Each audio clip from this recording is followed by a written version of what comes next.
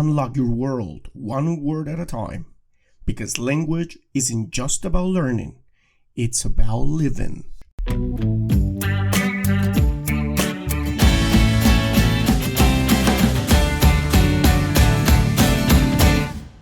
Let's get started. Wonderful listeners, welcome back to another episode of the Languages Pedagogy Podcast. Today we're diving into a topic that's both deeply personal and universal for language learners: fear and anxiety when speaking a new language. Speaking anxiety isn't just about fumbling over words. It's an emotional and psychological barrier that can make even the most dedicated learners feel stuck. The good news? This fear is both natural and manageable. In this first part of our special 3-part series, we'll explore the following. What causes speaking anxiety? What's happening in your brain and body when you feel it? And why it feels so vulnerable to express yourself in a new language. We'll also uncover how these insights can pave the way for overcoming this challenge. Let's embark on this journey to reclaim confidence in communication. Audio Jungle.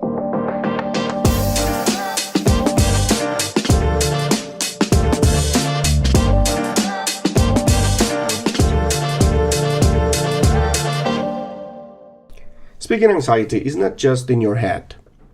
It is deeply rooted in the way the brain and body respond to perceived challenges.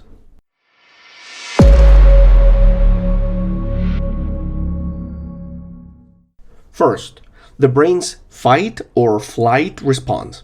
Imagine you're in a high-stakes situation, like speaking to a group of strangers in a language you're still learning. Your brain interprets this as a threat, not a tiger chasing you, but a threat to your social identity and sense of competence. This activates the amygdala, the brain's fear center, which signals your body to prepare for fight, flight, or freeze. Let's start with fight. You might try to push through the situation with extra effort, sometimes overthinking your responses. Flight. You might avoid the conversation altogether or switch to your native language. Freeze. You might blank out, unable to recall even the simplest words or phrases. Second, the role of cortisol and adrenaline. When the amygdala sends out an alert, your body releases stress hormones, adrenaline and cortisol. Adrenaline increases your heart rate and makes your voice shaky. Cortisol affects the hippocampus, the brain's memory center, making it harder to recall vocabulary and construct sentences. Third, cognitive overload in language learning. Speaking a language isn't just one task, it's many tasks happening at once. Vocabulary recall, finding the right words in your mental dictionary. Grammar application, forming sentences with proper structure. Pronunciation, ensuring you're understood. Cultural awareness, adjusting tone and phrasing to fit the social context. When anxiety kicks in, the brain prioritizes survival over creativity, leaving you stuck or stammering. Fourth, why this is a learned response. The brain's response to speaking anxiety is learned, often shaped by past negative experiences, for example, being corrected harshly, societal pressures to perform well in front of others, or internalized beliefs like, I'm not good at languages. What are the key insights here? This response isn't permanent. Through practice and reframing, the brain can be retrained to see speaking as a safe and enjoyable activity.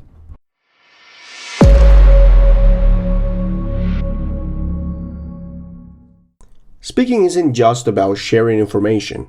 It's about sharing a part of yourself, Let's break down why this feels so emotionally charged. First, language as identity. Your native language is deeply tied to your personality and sense of self. When speaking a new language, it can feel like you're losing control over how others perceive you. For example, in your native language, you might be witty or expressive, but in your target language, you might feel flat or robotic. Second, the spotlight effect. Psychologists call it the spotlight effect, the tendency to overestimate how much others notice or judge us. In reality, most people are focused on the message you're trying to convey, not the mistakes you make. Real life example. Think of how you react when a non-native speaker talks to you. Chances are, you admire their effort rather than criticize their grammar. Third, cultural pressure and expectations. Every culture has its own communication norms. How formal you should be, how directly you should speak, or how humor is used. Navigating these norms adds another layer of stress, as you might worry about unintentionally offending someone or coming across as rude. Fourth, perfectionism and self-criticism. Many learners feel like they need to speak perfectly to be understood or respected. This mindset creates a cycle. Fear of mistakes, avoidance of speaking, lack of practice, increased fear. That's the cycle. So what are the key insights here? Recognizing these emotional dynamics helps reduce their power. Speaking a new language doesn't require perfection. It requires connection.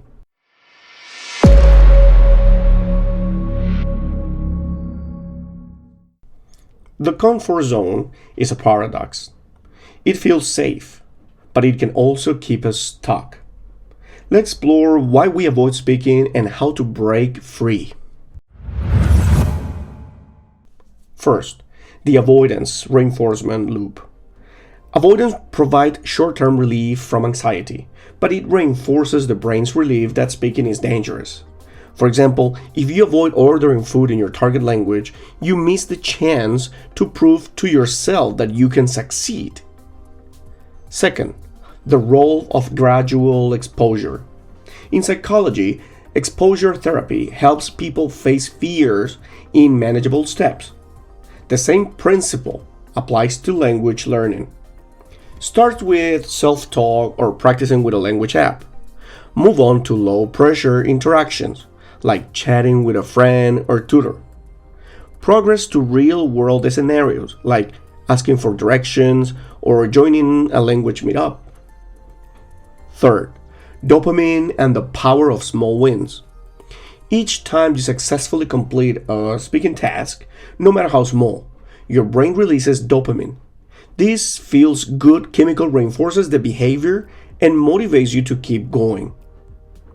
Celebrate milestones, like introducing yourself or completing a short conversation to build confidence. Fourth, creating safe practice environment.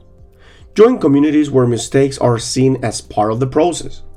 For example, language exchange platforms like HelloTalk or Tandem. These are platforms actually I'm talking already in previous episodes. You can actually just go and take a look at the previous episodes as well. Local language meetups or online conversation groups. They're really helpful. What are the key insights for this part? Growth happens just outside your comfort zone.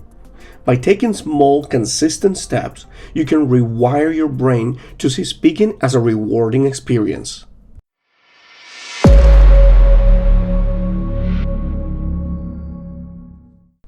And we've explored the roots of speaking anxiety, from the brain's fight or flight response to the emotional vulnerabilities tied to a language learning.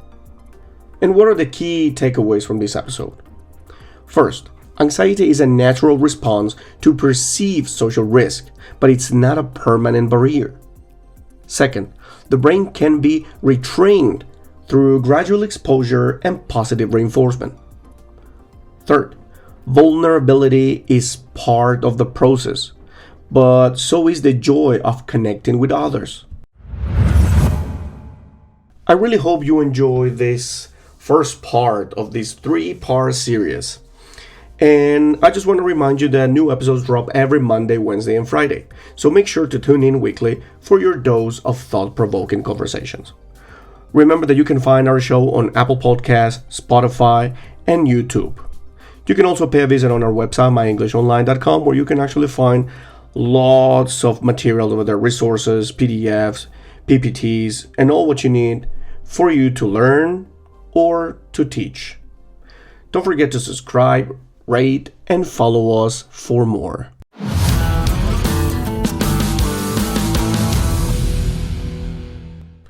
So, in part 2, we'll shift from understanding to action. We'll share specific strategies to calm anxiety. Prepare for conversations and practice speaking with confidence. Until then, celebrate every small step forward. You're doing amazing.